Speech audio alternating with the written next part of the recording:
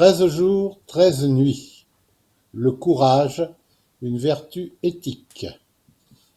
Le nouveau film de Martin Bourboulon, à qui l'on doit déjà Les Trois Mousquetaires et Eiffel, est adapté du roman éponyme qui raconte l'incroyable histoire vraie du commandant Mohamed Bida. Kaboul, 15 août 2021, alors que les troupes américaines s'apprêtent à quitter le territoire, les talibans prennent d'assaut la capitale et s'emparent du pouvoir. Au milieu du chaos, des milliers d'Afghans tentent de se réfugier dans le dernier lieu encore protégé, l'ambassade de France. Seul le commandant Mohamed Bida et ses hommes en assurent la sécurité.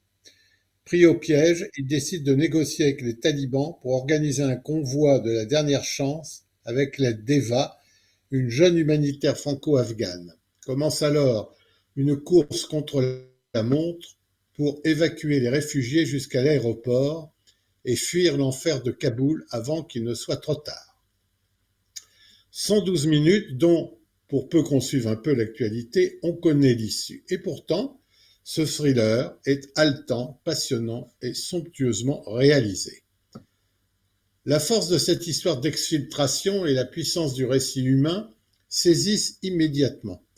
Le témoignage du commandant Bida est consigné dans le livre 13 jours, 13 nuits dans l'enfer de Kaboul, et le film reste très proche de la réalité en évitant tout sensationnalisme. Inutile de vous dire que, pour des raisons de sécurité, tourner à Kaboul était totalement impossible. Le tournage a donc eu lieu au Maroc, dans un quartier excentré de Casablanca, où l'ambassade de France a été minutieusement reconstituée.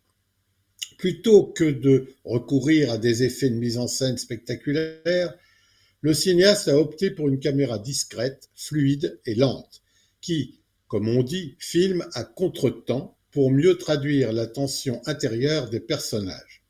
Il a ainsi capté en temps réel la gravité des événements, en évitant les artifices sans diluer l'intensité du réel. Intensité et tension sont d'ailleurs les deux maîtres mots de cet excellent moment de cinéma. Le casting est impeccable et à la hauteur des ambitions du film. Roche Dizem est pratiquement de tous les plans et sa force et son talent éclaboussent tout le film. Il est très bien entouré par Lina Koudry, Sitze Babette Knudsen, Christophe Montenez, Nicolas Bridé, et la participation précieuse d'acteurs afghans ajoute à l'authenticité et au réalisme de l'ensemble. Bourboulon filme un homme et à travers lui une idée de l'honneur, de la responsabilité. L'action reste le moteur indispensable, mais le film n'oublie jamais la profondeur des sentiments. Une tragédie du vrai, tendue, oppressante et d'une totale efficacité.